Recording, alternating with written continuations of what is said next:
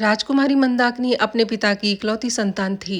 वो इतनी सुंदर थी कि उसकी सुंदरता के चर्चे अन्य राज्यों में भी थे। सौंदर्य के साथ साथ उसके अंदर सदाचार और अन्य प्रतिभाएं भी थी।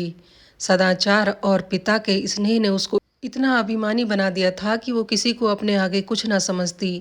अनेक राजकुमारों ने उसके आगे विवाह का प्रस्ताव रखा, पर वो किसी को अपने योग माने तब तो। राजकुमारी की उम्र दिन पर दिन बढ़ती जा रही थी। महाराज को लोक निंदा का भी डर था। लोग तो कानाफूसी करने भी लगे थे। परंतु राजकुमारी मंदाकिनी का अहंकार इतना बड़ा था कि वो किसी राजकुमार को देखने के लिए भी प्रस्तुत न होती थी। महाराज चिंता में घुलते जा रहे थे। अंत में उन्होंने पड़ोसी राज्य के राजकुमार राजा रंग मोहन राय के साथ मिलकर एक योजना बनाई। उन्होंने नगर में घोषणा करवा दी कि राजकुमारी के आगामी जन्मदिन पर जो भी पुरुष नगर द्वार में सबसे पहले प्रवेश करेगा, उसी के साथ राजकुमारी मंदाकिनी का विवाह होगा, फिर चाहे वो कोई भी हो। राजकुमारी के जन्मदिन वाला दिन भी आ गया। प्रातःकाल द्वारपाल एक पुरुष को पकड़कर लाए। वो था फटे हाल, फटे चिथड़े लिपेटे एक भिक्षुक। परंतु वो लंबा, तगड़ा, सुंदर, हष्ट पुष्ट, अलमस्त जवान था। उसके मुख पर एक अलग ही तेज था। महाराज ने अपने राजपुरोहित को बुलाया और बहुत ही साधारण ढंग से राजकन्या का विवाह उस भिक्षुक के साथ कर दिया। राजकन्या बहुत रोई चिल्लाई, पर आज उसके पिता निष्ठुर बन गए थे। उसके रोने चिल्लाने का उसके पिता पर कोई असर नहीं हो रहा था। कहीं न कहीं इसका कारण राजकुमारी मंदाकिनी स्वयं थी। विवाह हो जाने के बाद उस भिक्षुक को केवल 5 स्वर्ण मुद्राएं देकर महाराज ने उससे कहा कि तू अपनी पत्नी को लेकर अति शीघ्र मेरे राज्य से बाहर निकल जा, और याद रखना, अगर तू मेरे राज्य के आसपास भी दिखा तो तुझे और तेरी स्त्री को मृत्यु दंड दे दिया जाएगा। उस भिक्षुक ने राजकुमारी से कहा, चलो मंदाकिनी, और राजकुमारी को नंगे पैर पैदल ही अपने राज्य से विदा होना पड़ा। राजकुमारी मंदाकिनी उसके साथ जाने के लिए विवश थी, सो चल पड़ी। वो पूरे रास्ते रोते बिलखते जा रही थी, परंतु उस भिक्षुक पर उसके रोने का कोई असर नहीं हो रहा था। वो अलमस्त अपनी ही धुन में गीत गाते हुए चला जा रहा था। भिखारी राजकुमारी से मधुर भाषा में बात करता और उसे प्रसन्न करने की कोशिश करता। निश्चित दूरी पर जाकर एक घास फूस की झोपड़ी के सामने दोनों जाकर रुक गए। तो भिखारी ने मंदाकिनी से कहा, आज से तुम्हें यहीं रहना होगा। जो भी रूखा सूखा बन पड़ेगा वही खाना होगा। जो भी कंद मूल फल मिलेंगे उसी पर जीवन निर्वाह करना पड़ेगा। पास के गांव में जाकर लकड़ियां बेचनी पड़ेंगी। मुझसे भी जो बन पड़ेगा मैं भी करूंगा।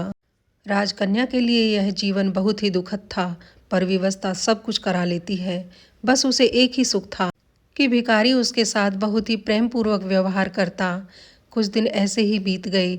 एक दिन भिखारी ने वह झोंपड़ी छोड़ दी और मंदाकिनी को लेकर एक गांव में आया। वहां एक खंडरनुमा घर में दोनों रहने लगे। एक दिन भिखारी को कुछ पैसे मिले और उसने मिट्टी के बर्तन खरीद कर लाकर अपनी पत्नी से कहा कि तुम ये बर्तन सर पे रख कर लेकर बाजार जाओ और वहां पर इनको बेच कर आओ। जो किसी समय एक राजकन्या थी, उसके लिए सर पर बर्तन रख कर ले जाना बहुत कठिन काम था, परंतु वो विवश थी, मरती क्या न करती। भिखारी ने उसको स्पष्ट कह दिया था कि अगर वो उसकी आज्ञा का पालन ना करेगी तो वह मंदाकिनी को छोड़कर चला जाएगा। सो बेचारी सर पर बर्तन रखकर बाजार की तरफ चल दी। उसे बर्तन बेचना तो आता नहीं था, किसी से मधुर व्यवहार भी करना उसे नहीं आता था। सो एक जगह बर्तन रखकर उनके पास खड़ी रही। उसे जमीन पर बैठना अच्छा नहीं लग रहा था।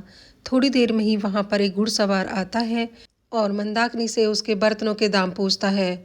मंदाकिनी उसे दाम बताती है। घुड़सवार को दाम पसंद नहीं आए तो वह जाने के लिए जैसे ही मुड़ता है तो उसका घोड़ा भड़क उठा।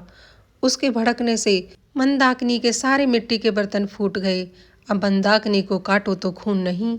बेचारी जोर जोर से रोने लगी, पर घुड़सवार को कोई फर्क नहीं पड़ा। उसने मंदाकिनी की तरफ कोई ध्यान नहीं दिया और अपनी मस्ती में वहां से चला गया। मंदाकिनी रोते बिलखते घर आ गई।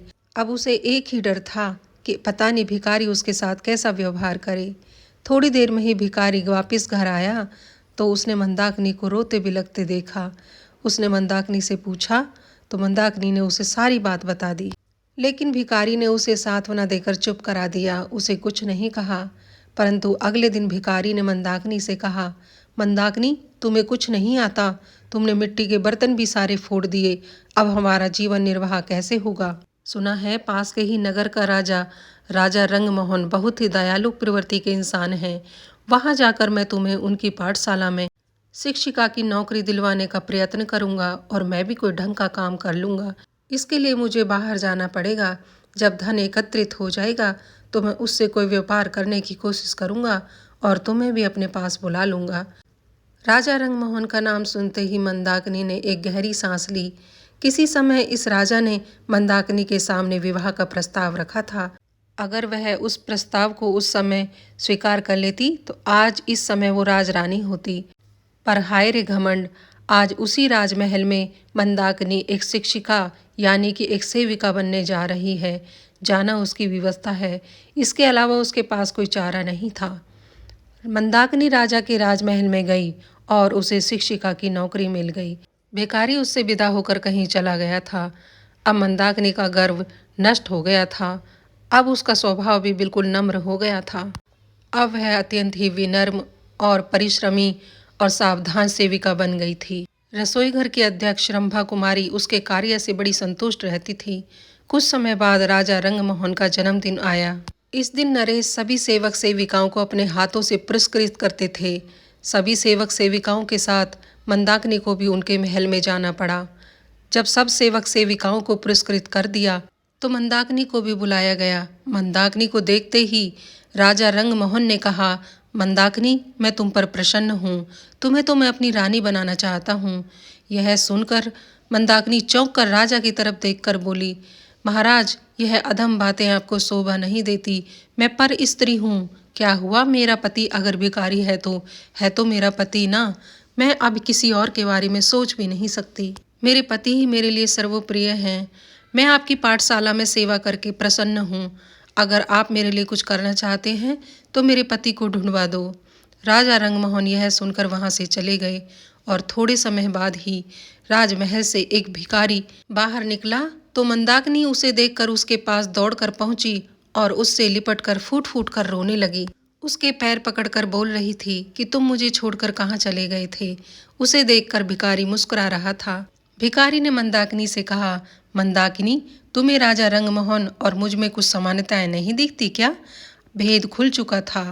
भिखारी कोई और नहीं, उसे ग्रहण करने वाले स्वयं राजा रंगमोहन राय थे और वो थी उनकी महारानी। राजा रंगमोहन ने कहा, मंदाकिनी, मुझे क्षमा करना। तुम्हारे इस अहंकार की मुझे दूसरी कोई औषधि मिली ही नहीं।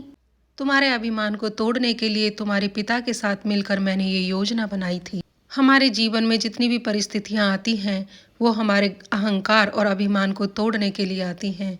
इसलिए कभी भी हमें अभिमान या अहंकार नहीं करना चाहिए। तो दोस्तों, आज की कहानी कैसी लगी? कहानी थोड़ी सी भी अच्छी लगी हो तो एक लाइक कर दें और एक प्यारा सा कमेंट बॉक्स में ज़रूर लिखें। चैनल पर नए हैं तो चैनल को सब्सक्राइब कर लें और हमें इसी तरह से सपोर्ट करते रहें। राधे राधे।